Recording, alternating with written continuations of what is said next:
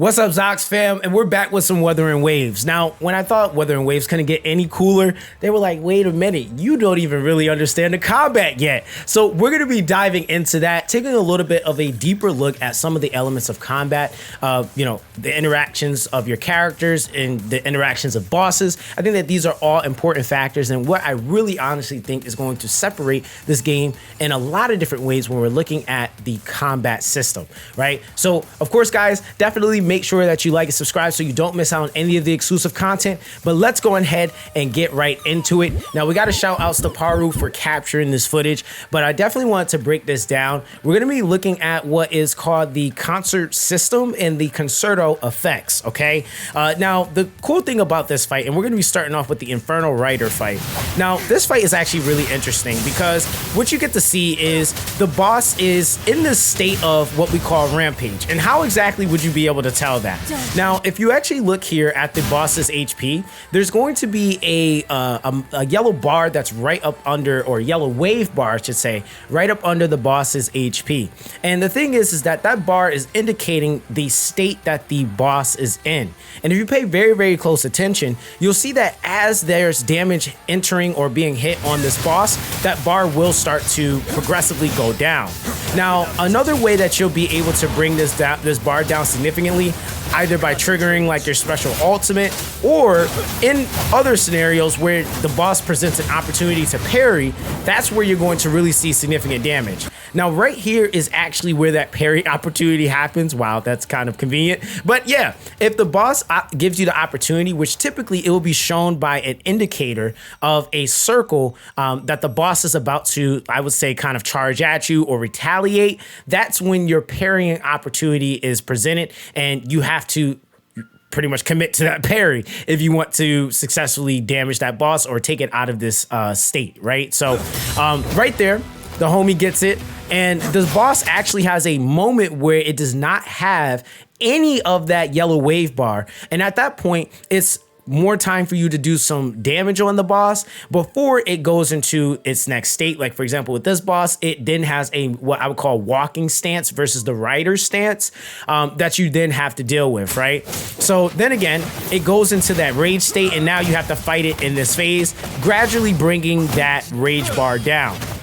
Now, of course, with the combinations of parries, you also have to consider what your character is actually doing.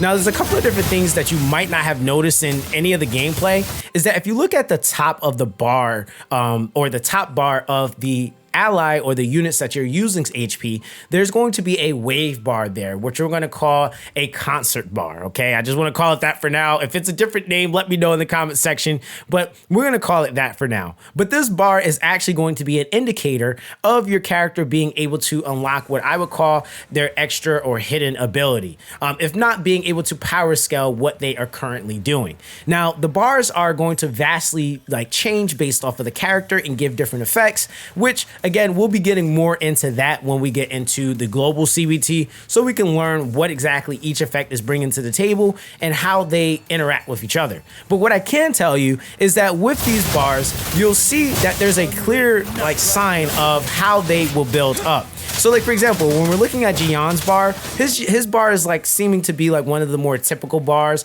where it just gradually will build up as he is doing damage. Whereas you have other characters, for example, like this chick right here, her bar is actually individualized into 4 separate nodes where as she does damage, those 4 nodes will fill up, which will then trigger a completely different ability, obviously, than Jian. You're going to have other characters that are going to have different kinds of bars that indicate more time-oriented, I would say, combos. For example, with this unit, she's actually going to have this bar where it's lit up in one specific spot, and when that arrow starts to move, if you hit the command in that right timing, you actually get to trigger her hidden or special ability, right? So that's something that is going to be super unique to being able to master your characters, but also allowing you to be more effective in combat, right? So these things are just things that I think are really going to be super important when you're talking about creating different combinations and even opening up the door for more DPS, which again is giving us that more skilled factor. Now, we can't forget to mention the ecosystem, which I feel like is personally going to vastly change the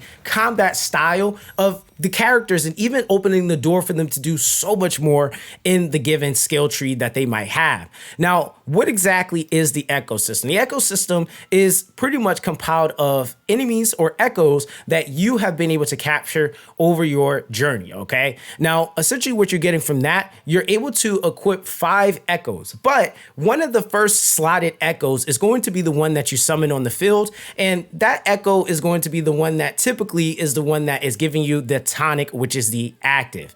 And that could be like summoning the unit and they come out and do a ground and pound or a slash, depending on whatever echo you are using. But you still get a passive, which is called a consonant, from the other echoes that you have equipped. And this is super huge because not only are you having things that are going to be affected like your attack, HP, and defense value, but you're also be able to gain other stats like crit rate, crit damage, and even more buffed stats. So that's basically going to be a basic understanding of the combat system, concerto, concert system. Now, again, this is just making me extremely excited for the future and what Kiro is going to bring us. I mean, to be quite honest, when you already have things like Punishing Great Raven to look at as a reference with how intense and how skillful and skill-based that game can be, it's only when you're really looking at Wuthering Waves at its beginning, there's no ceiling that is going to limit this game. And considering that now Kiro has all this freedom on this engine, I think that this game is going to be absolutely amazing, and I can't wait to see what they do with it. But let me know how you guys feel about all these things. Are you ready to get real sweaty? Ooh, I kind of like that. So either way, that's going to be that with this one, guys. Stay blessed, stay charged up, and I'll catch you guys in the next one.